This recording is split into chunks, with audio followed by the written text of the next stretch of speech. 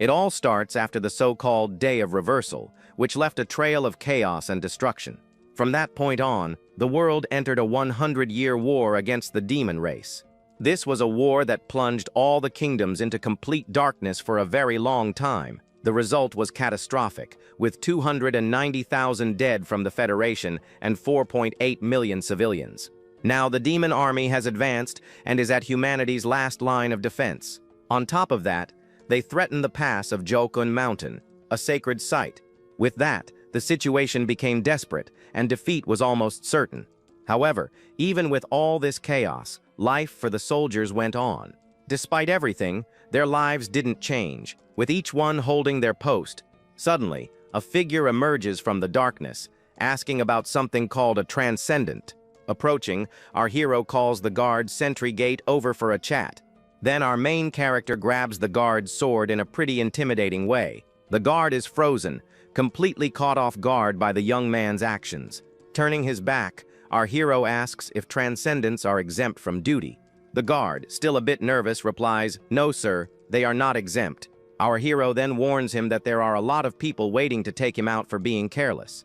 Therefore, he orders that starting tomorrow, no one drinks water, takes off their armor, sits or sleeps. Right after, he gives more orders to another soldier about the movement of the elite troops. The next day, the camp's flag flutters in the wind, heralding a new day. Inside a tent, our main character wakes up suddenly, looking terrified of something. A soldier enters the tent and wakes up our hero, who we now know is named Gate. He then realizes he was dreaming about his rookie days, which makes him pretty ticked off. Without wasting any time, our protagonist starts getting ready for another day of duty. Now on his feet with his sword in hand, Gate asks who was on watch last night. An elven archer named Scully informs him that it was Morris from the second magic class. She explains that the dwarf Moai caused a ruckus in the morning looking for him, and it woke everyone up. The problem is, the commotion draws the attention of the high-ranking officers, who are super strict. Because of this, Scully warns Gate that even if they let it slide, the higher-ups won't. Our hero then tells Morris to reflect on his actions because he's not covering for him anymore. Changing the subject, our protagonist asks the archer for the day's enlistment roster. Scully mentions that a scripture says this new group might contain a transcendent. It's then explained that on Jokun Mountain, there are 10 legendary weapons called the Deca weapons. Those who manage to pull one of these weapons from the mountain are classified as transcendents. And according to the prophecy of the great prophet Saint Bynes, this has a greater purpose. Because when 10 transcendents gather, they can finally defeat the demon lord. Back in the present, Gate complains about having to evaluate the black magic division when he's a swordsman. Scully reminds him that so far, only 2 have managed to become transcendents, him and the mage, Morris. She believes in the prophecy and asks our hero to treat the next chosen one well when they show up. The 2 then comment on a squad leader named Uldring, who has an inferiority complex. And with the image of the Black Dragon Demon Lord, the hope is that this brutal war will finally end. The perks of being a transcendent are incredible, with triple the pay and even a statue. Scully then warns him about a rumor that the brigade might be split up if there's one more deserter. Our hero cracks a smile and says that he's not the one who chooses the transcendent. The weapon is, besides. He explains that if they lose this territorial battle, it's game over. Suddenly, the 2 realize that the high-ranking officer, Uldring, has arrived earlier than usual. Without wasting a second, Gate and Scully salute the officer who greets them. Thus, we are introduced to Uldring, a high-ranking black mage from the Dark Elf race. Our protagonist is clearly bothered by his presence but decides to start the selection. Right in front of them, several volunteers from the Black Magic Division are lined up awaiting orders. The crowd of recruits is pretty large, and they all seem anxious for what's to come. Gate observes them, and since they're black magic volunteers, he's already expecting to find some shady characters. And indeed, he thinks to himself that there are rotten people everywhere. The appearance of some of the new recruits already confirms our hero's suspicions. Taking a step forward, our protagonist yells for everyone to pay attention. He gets annoyed by their weak response, and demands they shout with twice the force. With the image of a tiger behind him, our hero asks how many times he needs to tell them. Finally, the recruits respond properly, yelling "attention" with all their might. Satisfied, Gate explains that one of them will become a transcendent and remain in the unit. and even those who aren't chosen will be sent to important positions in the army. Finally, he calls up recruit number 7, the top of the class, named Swan, and says she looks apathetic. During the evaluation, our hero is startled by the eyes of recruit Zunia, number 29. Soon after, he notices recruit number 13, Nartz Windsor, the only son of a rich family. The Beckenberg family is known for its immense fortune and extremely valuable jewels. They are a noble house of dark elves, famous for their strong paternal heritage. Nartz wears so many expensive rings that his fingers are turning purple, showing he's quite spoiled. Gate then formally introduces himself as the instructor standing before them all. He reveals that he is a transcendent, and the guide for the special task force they will be a part of. The recruits are shocked and wonder if the sword on his back is a Deca weapon. The scene shifts to Morris, the gnome who is also a transcendent, and he seems terrified of something. Now Morris is with the recruits, taking down uniform sizes for exchange. Suddenly, he's stunned to see that recruit number 13 has asked to exchange everything. Morris then realizes it's Nartz, one of the troublemakers Scully had mentioned. The gnome's expression gives away all his stress as Gate watches him from a distance. Our hero thinks that the bad recruits are obvious and plans to get rid of them soon. At that moment, Uldring approaches and calls our protagonist's name imposingly. The Dark Elf informs him that he will personally escort the new recruits to their barracks. Scully suspects he wants to confiscate something, but Gate tells her to pretend she didn't see anything. Then the archer says her goodbyes, saying she needs to sleep, and our hero dismisses her. Alone with Morris, our protagonist notices that the gnome doesn't look well at all. Worried, Gate approaches the trembling Morris and asks what's wrong. Suddenly, Gate remembers a violent attack that happened a while back. The scene shows the knight Jaga about to kick the small Morris on the ground. Next, the knight stomps hard on the gnome's head, who is unable to defend himself. We are then introduced to Jaga, a high-ranking knight who looks very angry. The poor gnome can only groan in pain with the knight's boot on his face. A soldier even asks Jaga to stop, but Gate says that gnomes can take a hit. Jaga then asks why the gnome doesn't get up as Morris bleeds on the ground. With a smile, he points to the gnome and says that he's perfectly fine. But when Morris gets up, Jaga attacks him again with his axe. Seeing this, our hero finally decides to intervene and stops Jaga's blow. The knight is furious with his actions and asks if our hero is challenging him. Our hero then stares him down seriously and introduces himself to the knight.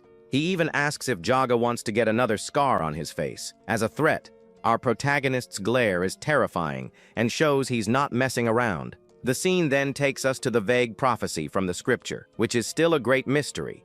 And as the long wait dragged on, someone finally pulled a Deca weapon, and those were Gate and Morris, who became the troop's new transcendents. But many soldiers doubt the prophecy and treat it as a simple legend. And in the midst of this brutal war, the balance of power is extremely fragile, because this balance is maintained only by the hierarchy and power of the strongest. With so many different species in the army, the order needs to be even more rigid. The illusion called transcendent is just bait to keep everyone in line. Jaga then asks if Gate is protecting the gnome just because he's also a transcendent. The knight repeats our hero's threat, asking if he wants another scar. However, Gate doesn't flinch and maintains his firm, threatening stare at the knight. The two glare at each other in a moment of pure tension, ready to fight. Suddenly, the archer Scully arrives, yelling Jaga's name, looking very worried. Her arrival interrupts the fight that was about to break out between the two. Jaga gets annoyed by the interruption and asks what the elf wants with him. She informs him that an officer is calling the knights for an important meeting. The knight then makes up a lame excuse about some missing spears. Angrily, Jaga says he'll meet them at the barracks and storms off. On his way out, he even bumps into Scully and tells the girl to get out of his way. Scully then asks what happened, and Gate says that Jaga's always been a piece of work. Our hero approaches Morris, who says he's fine because he used a defense spell. Gate gets angry because Jaga came all this way just to mess with the gnome. Scully quickly realizes that he's also got his eye on Nartz, the rich recruit. Our protagonist warns Morris to be careful because Jaga has an inferiority complex. Gate tells the gnome to use his head instead of just apologizing to him. Back in the present, our hero asks why Morris is unwell, and he says it's a species-related problem. Morris then explains that gnomes have a metabolism that's 1.7 times faster. Furthermore, 95% of them are lactose intolerant, which is pretty bad. Gate complains that no one in this unit is normal, which stresses him out, so he tells them both to leave and says he needs to check on the recruits now. Arriving at the rookies' barracks, the atmosphere seems very heavy and silent. Inside, we see recruit Xenia, number 29, who has a very strange look in her eyes. She's sitting near Swan, recruit number 7, who seems very uncomfortable. Swan then wonders why this psycho is staring at her out of nowhere. But Xenia doesn't stop staring and keeps up her weird and creepy face. Suddenly, another recruit enters the tent, catching everyone's attention. He's carrying a pack of cigarettes, and Swan remembers a guy who hit on her. The scene then shifts to the past, at the entrance of a club called Redonia. Inside the bar, Swan and a friend were talking about how her ex cheated on her with a dwarf. At that moment, the weird elf from the present approaches their table. With a cheap pickup line, he asks if they want to hang out with him and a friend. Swan cuts him off immediately and says they're in the middle of a serious conversation. Awkwardly, the guy says he'll be back in 5 minutes to see if she changes her mind. Her friend then asks why she shut him down since he seemed decent, and Swan replies that she prefers more masculine guys over those scrawny types. The scene returns to the present, and Swan thinks that those were the good old days. The elf who hit on Swan starts giving orders about tetanus shots. Swan is outraged and asks why they need shots when there are healers, but the guy just demands discipline and tells everyone to shout their replies louder. After giving his orders, he finally leaves the tent, leaving the others behind. As soon as he's gone, a very awkward silence fills the entire place. Swan thinks about how this whole situation is just way too weird. A recruit next to her then starts complaining about the elf who just left. However, another recruit tells her to shut up and stay in her lane. The argument heats up, and the two start cussing each other out and challenging one another in front of everyone. Swan gets even more annoyed, wondering what these idiots are doing. Just then, our hero Gate arrives at the entrance of the tent for the daily inspection. He enters, and all the recruits fall silent in the presence of their instructor. The tension is so thick that Swan even swallows hard out of pure nervousness. Suddenly, Nartz, recruit 13, complains that she accidentally bumped into him. Swan gets irritated because the guy has a look of disgust that would push anyone away. She then moves away, thinking he's a total scumbag in every possible way. Meanwhile, Gate looks at the exchange requests and sees they are all from one person. Nartz then stands up and proudly says that the exchange requests are his. He starts making an excuse about his family's fortune and color tones. Our hero cuts him off and tells him to cut the crap and just wear the uniform. With a smirk, Nartz tries to send one of the other recruits in his place. Our hero then asks what he's doing and tells the guy to get in line. The rich recruit starts to have a meltdown, repeating our protagonist's words. Suddenly, Nartz snaps and yells not to play mind games with him. Gate just watches the scene with a sour face and zero patience. The situation makes all the other recruits in the tent very uncomfortable. The rookies are completely confused and wonder what that psycho just said. Swan, completely fed up with all the nonsense, curses under her breath, annoyed with the scene. Our protagonist then finds the perfect solution and orders everyone to hit the deck.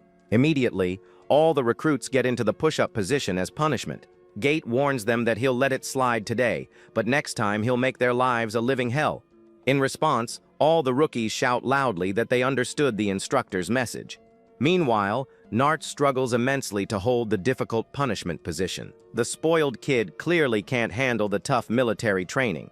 The next day, all the recruits are lined up to get the so-called tetanus shot. Scully administers the injection to one of them, who wonders why an archer is doing this. Next to Gate, little Morris asks if they really need to get the shot. Our hero then tells the story of Drenane, a healer with a prosthetic leg. She was injured by a goblin and healed wrong because she was just a healer. Gate explains that tetanus is just as deadly as any weapon, and Morris is terrified by this. Gate explains that not even the great archmage Vilcross could defeat tetanus. Our hero gives a little smirk, looking quite pleased with his explanation. Suddenly, he hears shouting and wonders why there's so much noise coming from the recruits. Scully then approaches in a panic, and our protagonist asks what happened. The archer yells that recruit number 13 simply vanished from the line. Our protagonist is shocked and furious at the news of the disappearance. He remembers Nartz's face and curses the kid with pure rage for running away. The image of the spoiled, annoying recruit comes back to him in full force. Our hero then yells, asking who was responsible for escorting the rookies. Scully replies that Jaga brought them and told them to start the injections without a head count. Gate understands that it was Jaga's fault and asks if anyone saw where Nartz went. Recruit Xenia raises her hand and says her special skill is Eagle Eye. Our protagonist then asks the girl if she can see the runaway. Using her special ability, Xenia manages to locate Nartz from a great distance. She points to the mountain and says the guy is heading that way right now. Scully and Morris are confused because that's the mountain behind the camp. Gate then realizes that's where the hill of the Deca weapons is and understands the plan. Meanwhile, Nartz walks alone, believing he is the next one chosen by the prophecy. He arrives at the Jokun mountain pass with an air of pure superiority. There, he finds a magic staff and believes the weapon was prepared just for him. The scene flashes back to the argument over the uniform, and our hero thinks Nartz is just an idiot. On top of that, other recruits feel humiliated and complain about the mockery they're enduring. Back in the present, Nartz smiles, believing it's time to show his true power. With his hand on the staff, he says he's going to shut up everyone who looked down on him. Suddenly, the spoiled kid is startled by a desperate scream coming from the darkness. Nartz then looks back and sees Gate and Morris running towards him at full speed. Our protagonist yells that if he touches the weapon, his arm will be destroyed instantly. However, the spoiled recruit threatens to touch the staff if they move another inch. Gate stops in his tracks, furious, and little Morris is terrified by the situation. Nartz believes this is all a cheap trick to break his will with pressure. Our hero is confused and asks what nonsense he's talking about, telling him to come down. The young man then introduces himself as the heir to the Beckenberg family and accuses Gate of being afraid. Our protagonist explodes, yelling that Nartz has the lowest score of all the recruits, and that his strength and magic are so weak they're like a tree goblins. He even tries to explain that not even a transcendent can pull the weapon without a ritual. The rich recruit asks if our hero is judging him like any ordinary person. He believes that incredible people face rejection, and that his destiny is to guide the foolish. Therefore, Nartz decides he will pull the Deca weapon and accept the destiny given to him. Gate screams desperately for him not to do it, but it's too late to stop him, and with an intense purple glow, the weapon reacts to Nartz's touch, surprising him. The weapon unleashes a violent purple energy that hits Nartz head-on with immense force. The spoiled recruit is thrown backward, with no chance to react to the Deca weapon's power. Seeing the scene, our hero and Morris rush to help, while Gate curses the kid out. Nartz is now on the ground, crying and drooling, completely defeated by the weapon. Morris approaches and wonders what that pathetic creature on the ground is. Our protagonist then tells the gnome to get down the mountain because there's no more time. Meanwhile, elsewhere, black magic is explained as a very dangerous curse. Cladring then announces that today's training will be resistance to the devouring mist.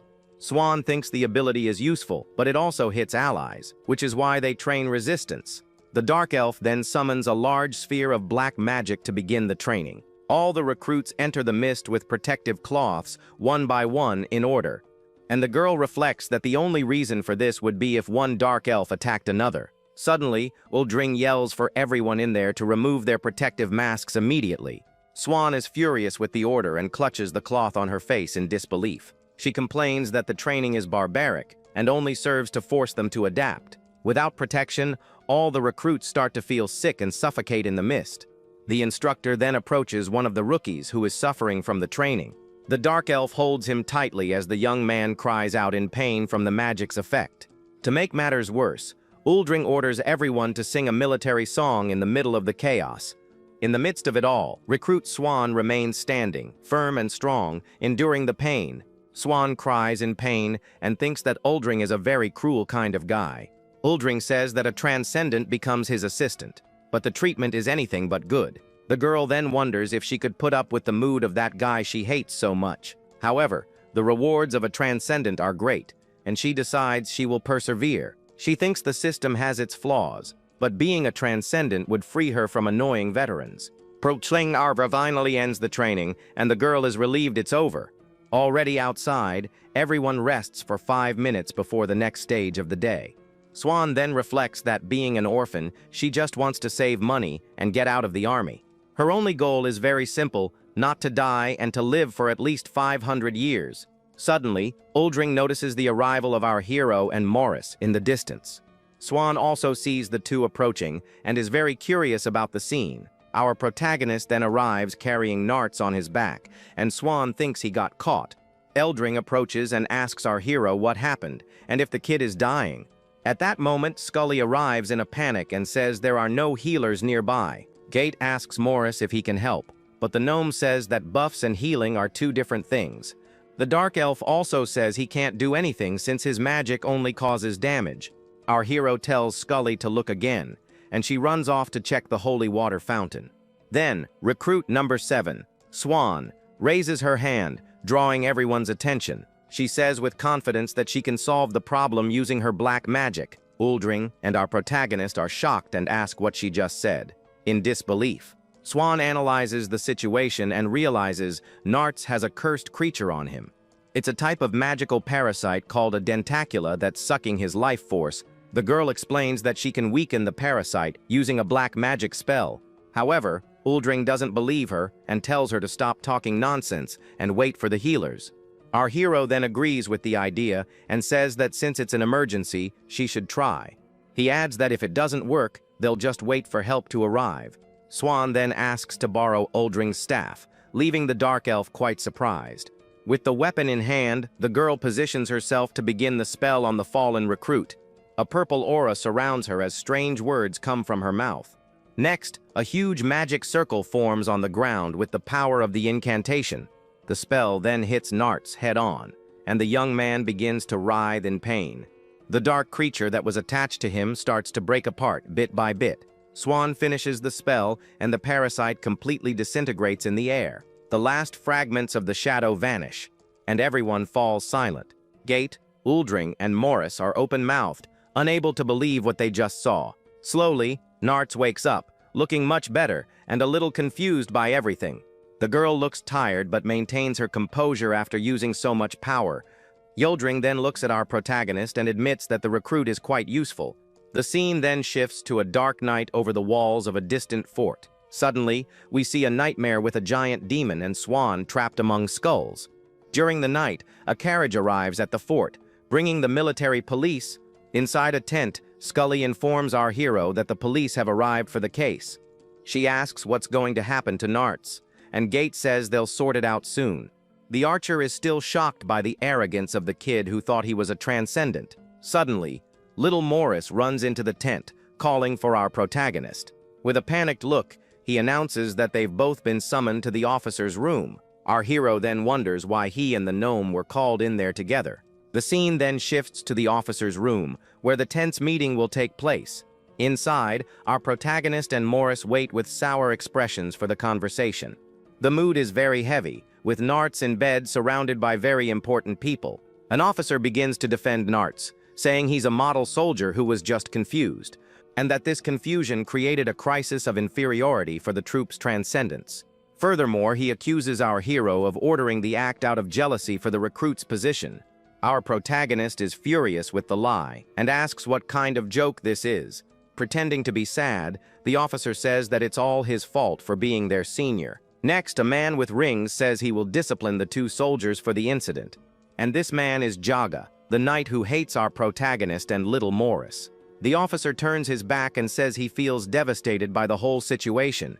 Jaga then reaffirms that the two soldiers will be punished very severely soon. Our protagonist seethes with anger, thinking that this guy is a garbage human being. Little Morris panics and denies the accusation with all his might. Suddenly, a giant named Moai yells for the gnome to shut up immediately. Then, a woman approaches and says she is very disappointed in both of them. She is Rebecca, the company commander, and she looks very let down by the situation. The commander then tells them to admit their mistake and reflect on their actions. Our hero cuts Morris off and says he's still adjusting to the unit. Gate takes all the blame and confesses that he was the one who gave the order to the recruit. Rebecca praises our protagonist's attitude and scolds Morris for not confessing. However, the police officer says that even with a confession, the case cannot be ignored. The commander then asks to be excused and approaches the officers for a private chat. She reminds the officer that the two are transcendents, and that changes the whole situation. Rebecca threatens him, asking what his rank is and if he wants to die right there. Right after, she says she's just kidding, and that the higher-ups don't want any trouble. The commander then tells him to leave the punishment to them and just report the details. With the police gone, Moai says that everything was resolved thanks to Rebecca's intervention. But the commander seems very angry about something and glares off to the side. She tells Moai to see her later, and the giant agrees, terrified of the woman. Jaga then appears with a smile and says the two were very lucky this time. He hands them a paper with the punishment: 7 days of running and 10 laps around the courtyard. Morris is desperate, but our hero says this is normal and tells him to get used to it. The scene shifts to the recruits' training, with the distribution of magical equipment. Next, they crawl under barbed wire and march in formation in the middle of the rain. And to finish the training, they fire blasts of magic at distant targets on the field. 5 weeks pass, and we see recruit Swan carefully cleaning her boots. A colleague compliments the shine on her boot and asks her to clean his too, but she refuses. 2 recruits comment on the assignment interview that only the best will get to do. The girl thinks that she's adapted to everything in the army, but there's something that really bothers her. And that something is Narts, who is lying in bed, drooling and snoring loudly. Swan regrets saving his life and thinks she should have just let him bite the dust. Suddenly, an officer arrives and announces that the midterm evaluations are on the board. All the recruits rush to see the results, and Swan is shocked by what she sees. She can't believe that Narts is in 3rd place with such high scores, and wonders what he did. Next to the board, Narts compliments an officer's armor, who thanks him for the praise. Swan realizes that the officer is obviously sucking up to the spoiled recruit. She wonders if he's trying to turn Narts into a transcendent, no matter what. The scene then shifts to the regular soldiers' barracks in another part of the fort. Our hero is furious about Narts' score, and Morris explains why. It turns out that Jaga gave him the highest scores in every possible category. Gates says the scores don't matter, but Morris explains that in the Central Brigade they do. The gnome wonders if Oldring will just stand by and watch Narts become his assistant. Morris asks if our hero isn't angry, and he says he expects nothing from humans. The gnome is impressed by our protagonist's calmness and disgusted with Jaga. Back with the recruits, Narts complains of thirst and asks for some holy water to drink. An officer then yells and asks who's on water duty, and Swan and Xenia report. He orders the 2 to fetch water, and they leave to carry out the superior's order. The 2 carry a heavy pot, and Swan complains that they should make the giants do this. The girl then sits down to rest, and Xenia offers to switch places with her. Suddenly, Swan notices some portraits on the wall and asks what those paintings are. Xenia explains that they are portraits of war heroes from each of the battlefronts. Swan mocks one of the portraits, saying the dark elf is the ugliest of them all. She says he's so ugly he could scare away demons with just his face. Zanyo then reveals that the dark elf in the portrait is actually her father. The girl is in shock and awkwardly tries to fix the situation by complimenting the guy. She thinks that besides Narts, now she has to deal with a guy who's a hero's son. Swan then asks why he's here, and Xenia says it's to serve his country. She wonders what he's thinking and if he sees her as some poor wretch. The scene then shifts to Xenia, thinking about which part of a mug is the safest. While they fill the pot with water, the 2 talk about their future assignments. Swan says she'll try for the extraction, and if she fails, she'll stay in the Central Brigade. And Xenia says that Narts was called in first for the consultation because of some issue. Scully is outraged by the situation, but the officer says the decision is final. Morris then wonders if Narts is some kind of masochist who enjoys suffering. The spoiled recruit confirms his decision, and Jaga is already thinking about the benefits he'll get. Narts then says he will remain in the Central Brigade, to everyone's surprise, and he even applies for the position of knight, imagining himself in armor. Everyone is in shock at Narts' decision and doesn't understand the situation at all. Jaga turns pale and can't believe what he just heard from the young man. The knight starts to sweat and wonders what kind of madness he just heard. Suddenly, Moai congratulates Narts on his choice and says it was a courageous decision. He even comforts him, saying that aptitude and species are very different things. Klaus Morris then approaches our protagonist and asks what is going on. Our hero gives a very mysterious smile, leaving the little gnome even more confused. Later, the two are walking carrying backpacks, and Morris asks what it all means. Our protagonist simply replies that he'll find out soon enough what's happening. He thinks that Jaga contacted Nartz's parents and received a bribe for it. And since Nartz bragged to all the officers, he couldn't back out now. Our hero explains that the kid is desperate for attention and dreamed of being a transcendent. And with that dream shattered, he now has only one option left to follow. He's going to seek out the only person who gave him attention this entire time in the army, the officer who supported him from the beginning and gave him the best scores on the evaluation. Our hero explains that all it takes is a little push for everything to change. Morris then remembers what Geit said during the run about the knight's uniform, and the plan was simply to get rid of the unit's torture officer once and for all. In other words, our protagonist set a perfect trap for Jaga to fall into. He called the plan Project Jaga's Contradiction and executed it masterfully. The scene then returns to Uldring, analyzing Nartz's papers in the officer's tent. He's shocked to see that the kid is an honor student and can't believe it. Suddenly, Jaga appears with a smile, and Uldring starts connecting the dots.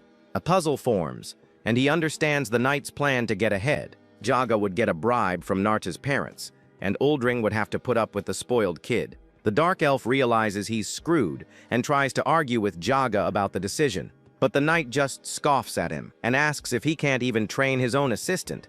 Uldring is furious and wonders if he'll have to endure this humiliation in silence. Back in the present, Nartz makes his surprising announcement to everyone present. He says he will remain in the brigade and apply for the position of knight. Jaga turns pale, while Uldring lets out a loud laugh of pure satisfaction. The giant Mawai finds the kid's choice very unusual, but approves it on the spot. Uldring seizes the opportunity and says that Jaga treated Nartz without prejudice and with care, and that he passionately advocated for an end to the role barriers between species. Therefore, Uldring suggests that the higher-ups recognize Jaga's sincerity and laughed. Mawai says that in the end, sincerity always wins, and Jaga tries to argue against the decision. Uldring then provokes him, asking if someone received a bribe or forged the scores. He even tells the knight to accept the result and obey the chain of command. Jaga is furious but can't say anything in front of the officers and Nartz. Besides, he never imagined that the true mastermind behind it all was our hero. Our protagonist thinks that it's not over yet, and that there's one last move to make. Seeing the whole scene, Morris becomes convinced that the real demon here is Geit. The scene then shifts to a dark forest, with a strange animal watching something. A troop of soldiers marches in tight formation, following the commander's orders. And among them is Xenia, who finds a strange little rock on the forest floor. She picks up the object and keeps it as a souvenir while Swan watches from a distance. The recruits continue their long night march, carrying heavy backpacks and equipment. Our hero encourages them to keep going, saying there's only one more hill to go. Swan feels exhausted and focuses only on putting one foot in front of the other so she doesn't give up. The commander then orders everyone to sing a marching song to lift their spirits. Finally, the recruits arrive back at the fort and celebrate the end of their training. With that, the 6 weeks of basic training in the enlistment unit come to an end. And now, the long-awaited Deca weapon extraction ceremony is finally about to begin. An officer announces the start of the third extraction ceremony, and everyone salutes the flag. Morris wonders why it's the third time, and our hero says there have been over 100. Our hero explains to Morris that if the prophecy is right, it all ends in the 10th round. An officer with wings then begins the ceremony. Speaking of their noble tradition, she announces that the recruits from the Black Magic unit will begin the final extraction. Geit yells for the rookies to step forward and says the class has 2 candidates. He then calls Recruit 29, Xenia, and Recruit 7, Swan, for the test. The two warm up for the challenge, and a purple magic aura surrounds their bodies. The officer announces that Xenia, the second in the class, will be the first to attempt the extraction. Xenia then informs Swan that she will be the one chosen to become the new Transcendent. The Deca weapon is legendary and cannot be pulled by normal means, but Xenia has a plan, because she believes her absurd muscle strength is more than enough for the task. Scully is shocked by the girl's muscles, and Geit says she's going to use brute force. Swan then realizes that Xenia's family genetics are the reason for her incredible strength. The recruit gets into a powerlifting stance to pull the weapon. With a deafening shout for her father, Xenia puts all of her strength into the movement. However, despite all her effort, the Deca weapon simply doesn't move. Frustrated, she asks if anyone has a shovel, and Gate tells the girl to get down from there. Next up is Swan, recruit number 7, who walks up to the weapon. The other recruits comment that she is the top student of their entire class. The officer then recites the words from the scripture about the worthy and transcendence. And with a final shout of extract, Swan prepares to try her luck. With her hands on the staff, Swan prepares to try her luck with all her might. Our hero and little Morris watch the scene with great anticipation in the air. The girl takes a deep breath and focuses on pulling the weapon with everything she's got. She then uses all her energy, but the staff doesn't move a single millimeter. Swan is shocked and wonders why the weapon isn't moving at all. The other recruits comment that neither Xenia nor she could do it, and that the scripture was wrong. With a tearful expression, the girl thinks that she was so sure and wonders if she miscalculated. A memory of her past at the bar comes back, and she thinks she's not so smart anymore. She then decides to give up, but her hands simply won't let go of the staff. The girl becomes desperate and wonders why her hand won't release the weapon. Suddenly, a dark red energy explodes from the staff with immense force. Swan is terrified and has no idea what is happening around her. The other recruits get scared and wonder why she's just standing there. Our protagonist and Morris realize that something very serious is about to happen. And from the middle of the red smoke, a shadowy creature emerges, the Lord of Gyokun. The creature then calls Swan weak and says she's too boring for him. And unlike the weapon's previous owner, she has no ambition in life. The Lord then reveals that she spends her nights reading silly princess romance novels, and that on weekends she gets wasted and gets shot down by every guy. Swan yells that's in the past, and the Lord says that's why she always fails. The Lord then says he prefers her to Narts and Xenia, and grants her the weapon Jet Black Dew. Swan has a bored expression, not really caring about what just happened. The creature explains that the weapon is corrupt, but because she's lazy, she can be trusted. The Lord then announces that from now on, the Deca weapon belongs to her by right. She thinks it's nice that the Lord trusts her, but her favorite book is not a silly romance.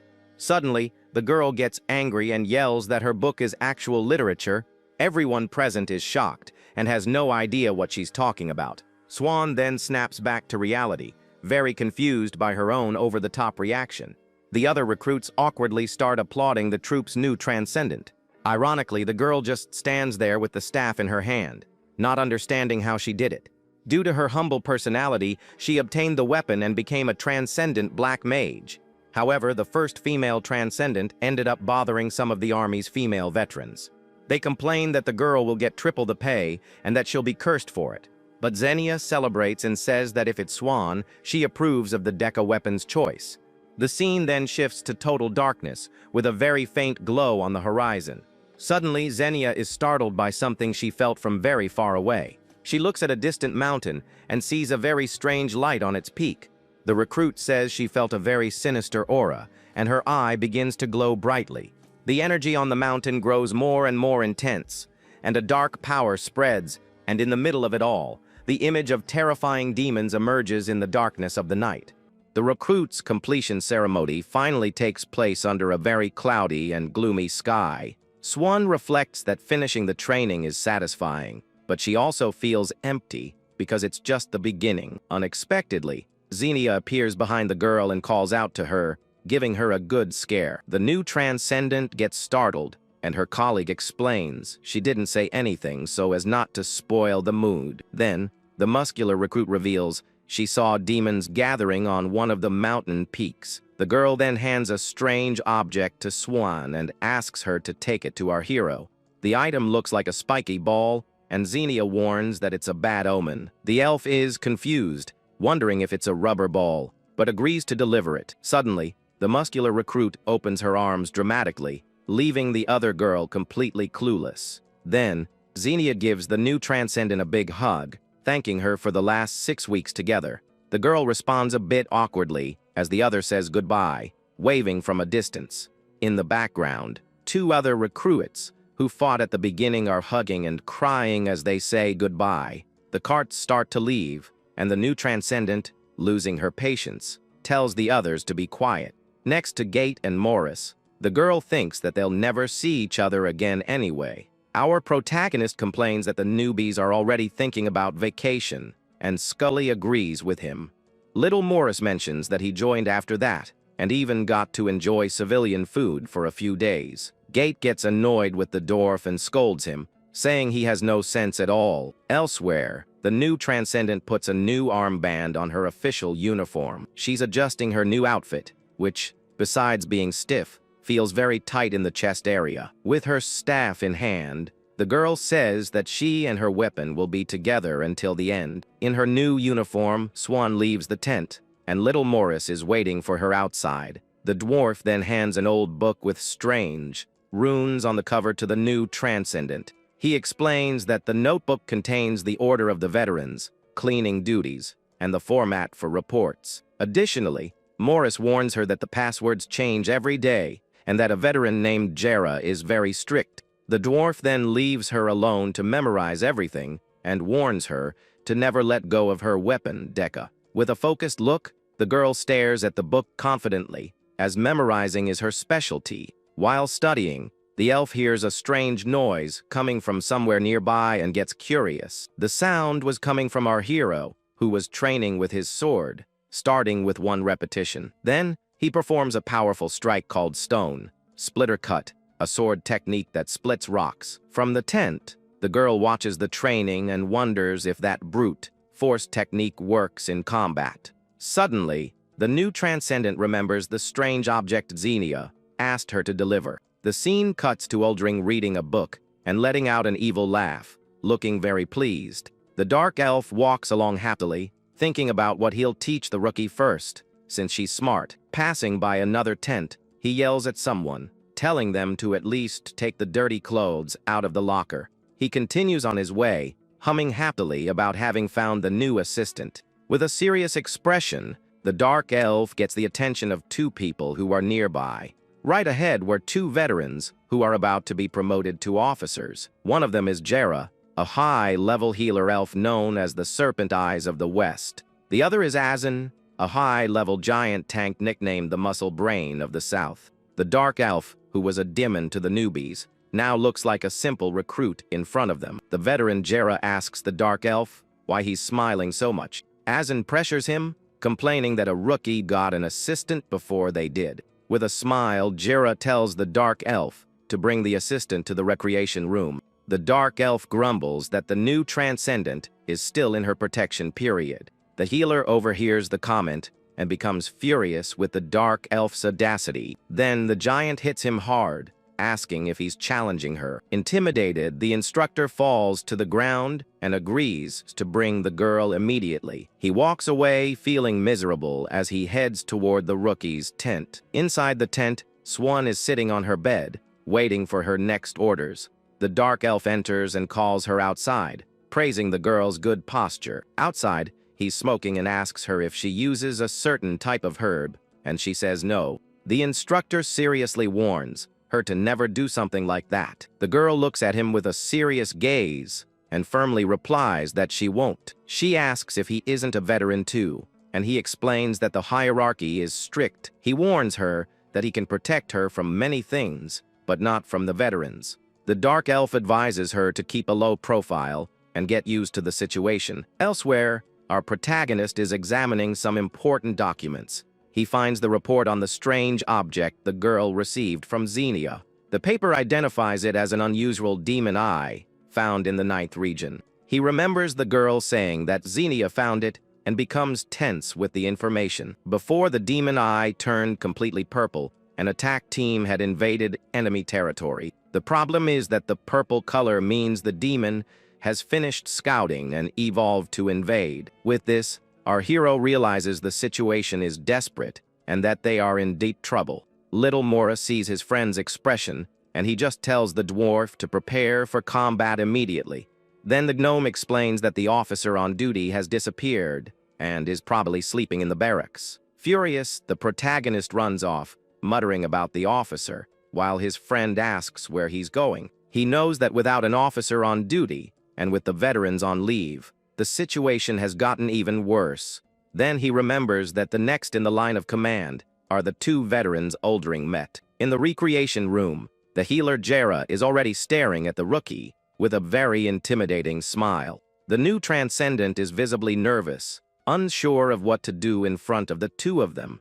She remembers a note that said the two of them are always together and are very dangerous. The veteran then questions how the girl knows so much, since she was just transferred. The rookie is in complete shock, having no idea how to answer her question. To get out of the tight spot, the elf stands at attention and introduces herself formally. Then the healer asks for the password of the day, and the girl answers everything correctly, improvising at the end. Beside them, the giant Asen watches the whole scene in silence with a very serious and judgmental look. Suddenly, the giant strikes the rookie's head with her metal gauntlet without any warning.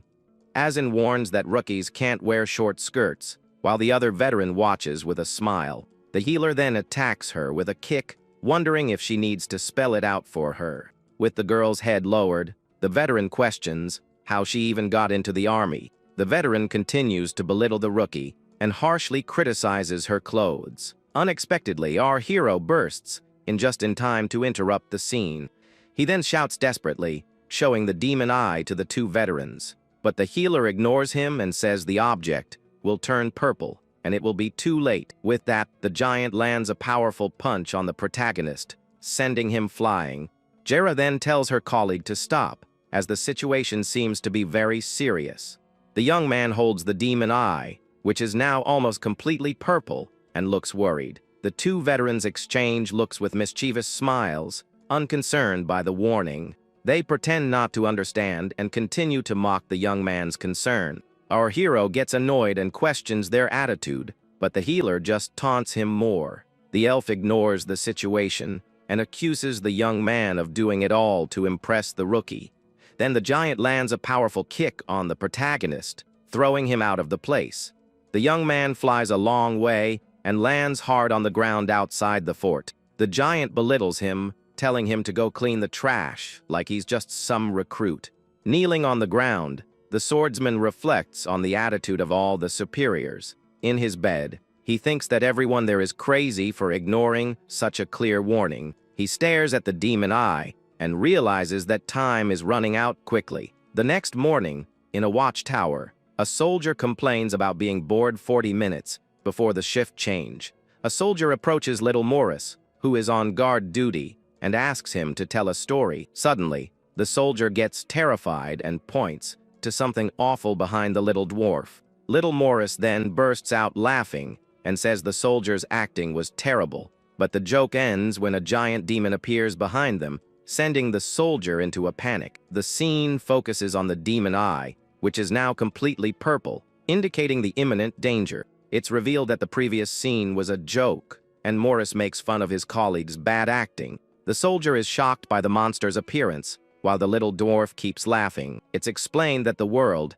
is in an unstable ceasefire after a century of war against the demons. Over time, the stains on the battlefields began to slowly fade away. The swords that once fought were now silent and forgotten amidst the vegetation. But the Federation forgot its oath, and the soldiers only cared about relaxing in the barracks. This led to a wave of desertions and absences, with officers and soldiers abandoning their posts. No one noticed until the last line of defense was breached by a creature called a Wurgle. With the title card of the series, the tension for what's to come only grows. Immediately, a soldier sounds the warning horn to alert everyone of the imminent invasion. The sound echoes through the fort, and a soldier's desperate shout announces that a demon has arrived. The soldiers on the wall are in shock, wondering how the creature got past the barrier. The giant demon then appears on top of the wall, staring at the soldiers with a menacing look. Fear is so great that one of the soldiers feels sick to his stomach upon seeing a demon for the first time. Because it's a low-class but high-level demon, the pressure it emits is overwhelming. Most of the soldiers can't handle the despair and pressure, feeling nauseous. To make matters worse, its aura and thirst for battle were even stronger, and it moves into attack. One of the soldiers is completely terrified by the creature's imminent attack. He tries to defend himself, but the monster's blow is too strong and hits him squarely. The battle descends into chaos, with the creature attacking and knocking down several soldiers. Another soldier faces the demon up close and is frozen with fear, asking it not to come any closer. The creature ignores the plea and approaches the young man on the ground, who can only groan in pain. Suddenly, our hero appears with an expression of pure fury and determination on his face. He then leaps toward the monster with the full moon in the background, preparing to attack. His eyes glow with a yellow intensity, showing that he's not messing around. With his weapon, Deka, he unleashes a powerful and precise strike toward the creature. The blow lands squarely on the monster, and it lets out a cry of pain, feeling the impact of the attack.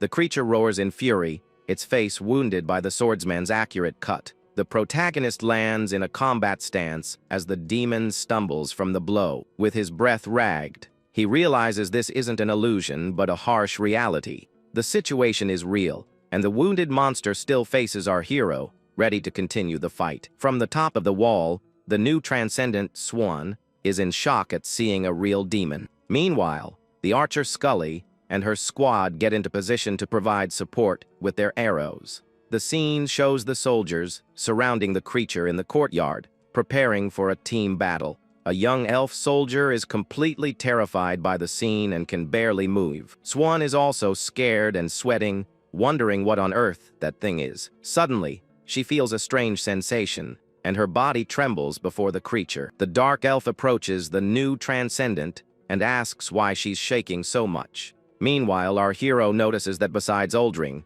there are no other veterans or officers around. The instructor wonders where the other cowards have hidden since the warning horn sounded. Then he scolds a soldier, telling him to stop coughing and put on his protective scarf. The wounded monster gets to its feet, and a strange liquid starts to drip from its tail. Our protagonist recognizes the substance and realizes it's a demon swamp. It's explained that the reason Wurgles are so dangerous isn't just because of their aggression. The real danger is a mucus that comes from their bodies, which is called the swamp. This liquid spreads across the ground and begins to solidify rapidly in the courtyard. With that, the ground becomes contaminated and instantly transforms into demonic territory. Seeing the girl frozen, Oldring yells at her to snap out of her trance and start using magic. He shakes her forcefully, trying to pull her out of her shock so she can help in the battle. Suddenly, a knight appears, wondering if it's his turn to jump into action. And this knight is Jaga, who shows up mounted on a horse with a very strange look on his face. The archer Scully gets annoyed and yells at him to get out of the way and not block her view. He tries to attack the monster but is hit and thrown far away with no chance to react. Amidst the focused fire, the new mage is completely disappointed with her own behavior. She sees the fallen knight and thinks that even that idiot had the courage to fight. The girl continues to tremble, unable to move, and questions what kind of transcendent she is. The scene shows our hero and the others preparing to face the creature again. Our hero explains that if the monster's body is taken down before the mucus hardens, the swamp disappears. He remembers that the creature has already been analyzed, so there's a strategy for the battle. The Wurgle hasn't fully developed yet, so its skin is still very soft. Because of this, he moves forward, aiming specifically at the membranes of the monster's joints. He then focuses on the joint around its neck, as that is the creature's vital point. Then the swordsman unleashes a powerful strike, planning to cut the weak spot in one go. The attack hits the monster, leaving some cuts, but the creature remains standing despite its injuries. The protagonist is in shock because his attack was blocked, and he doesn't understand why. The creature used its arm to defend itself, and the force of the impact throws him backward. He loses his balance and falls, completely confused by the monster's unexpected defense. The young man realizes this defense wasn't due to intelligence, and that the situation is much more complicated. He understands that protecting its neck is a primitive instinct, and remembers a deserter. Despite the failure, he doesn't give up and prepares to attack again with his sword. Suddenly, tentacles of dark magic appear and bind the creature, immobilizing its movements. The dark elf then taunts the monster, saying it's just big and a useless piece of junk. Seeing the chance, the other soldiers shout for Uldring, asking for tactical orders for the attack. The archer Scully also joins the chorus and desperately shouts for attack orders. Only then does the dark elf realize he is the highest-ranking person and the commander. Under pressure, he panics and yells for Morris to use buffs, and for everyone to attack with everything they've got. The little dwarf obeys and casts a protective light magic in an area to strengthen the soldiers.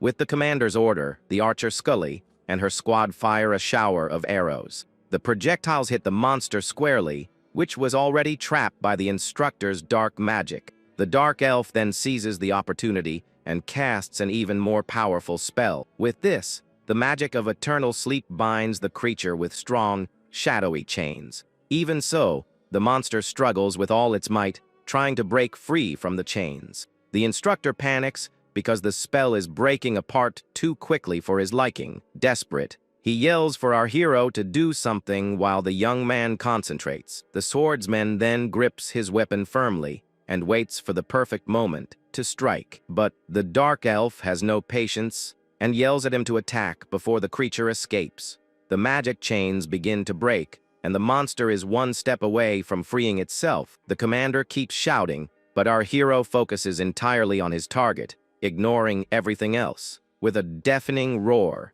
the creature finally shatters the chains and breaks free. At that exact moment, the protagonist sees the perfect opportunity and shouts that now is the time. He charges forward with all his might and prepares to deliver a finishing blow with his sword. Deca. With a look of pure fury, the young man swears he will end this threat once and for all.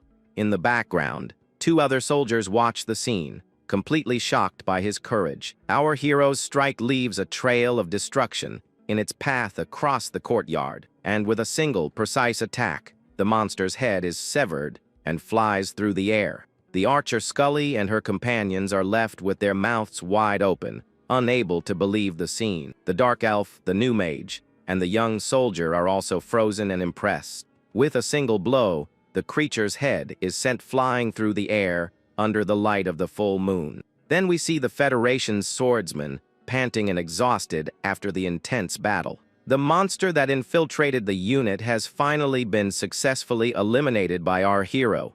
But all that effort came at a price, and the young man collapses to the ground, completely drained. Far away on a mountain, a dark and sinister energy begins to manifest. A giant eye then opens, revealing the presence of an even more powerful creature.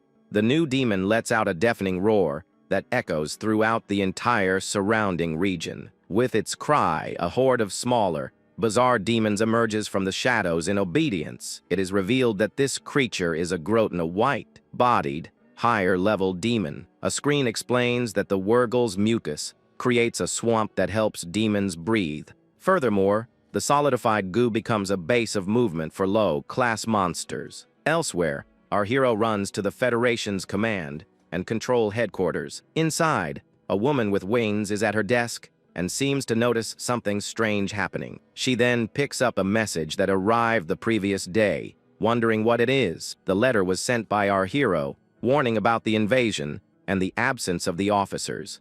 The winged woman is shocked as she holds the evidence he sent the demon eye. The scene then cuts to the conference room of the Federation headquarters officers.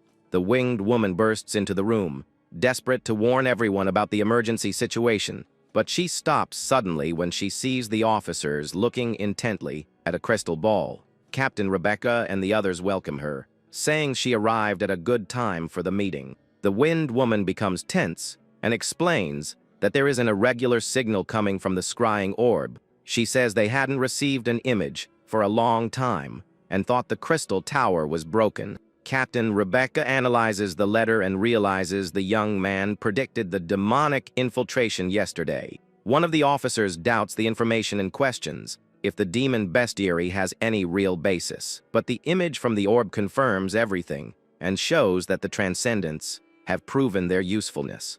A more serious officer says that with the border destroyed, there's no time to waste, and they must advance. However, another, older officer reminds everyone that they are in a ceasefire period.